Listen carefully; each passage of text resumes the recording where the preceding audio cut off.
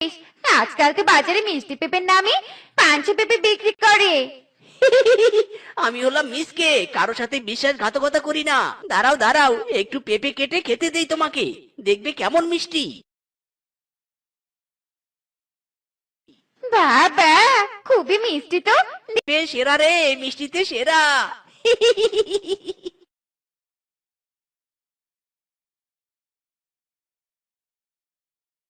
হারামজাদা বাটপার মিসকে, তুই একা একা পেঁপে বিক্রি করছিস আমাকে ঠকিয়ে।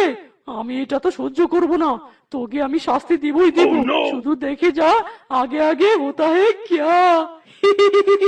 এর ভিতরে নিম পাতার রস ভরে নিয়েছি, সব পেঁপেতে ইঞ্জেকশন দিয়ে নিম পাতার রস ঢুকিয়ে দিব, তারপর জমবে খেলা।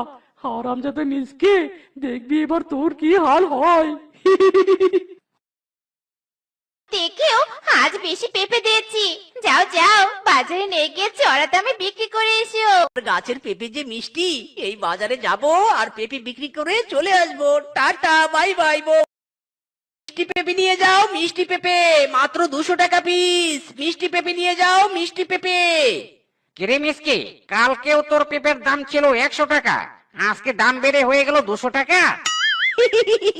আরে আমার পেঁপে এত মিষ্টি যে পেঁপের দামে চিনি খেতে পারছো, দাম তো একটু বেশি হবেই। ঠিক ঠিক, এত মিষ্টি পেঁপে দাম দিয়ে কিনে খেলেও লস নেই। মিচকে, আজকেও কিন্তু পেঁপে টেস্ট করে তবে কিনবো। ইরে মাইরি, রূপা নো প্রবলেম। তোমরা আমার গাছের পেঁপে 1000 বার টেস্ট করে নিতে পারো, স্বাদের কোনো হেরফের হবে না। এই নাও, এই নাও, সবাই এক টুকরো করে পেঁপে খাও।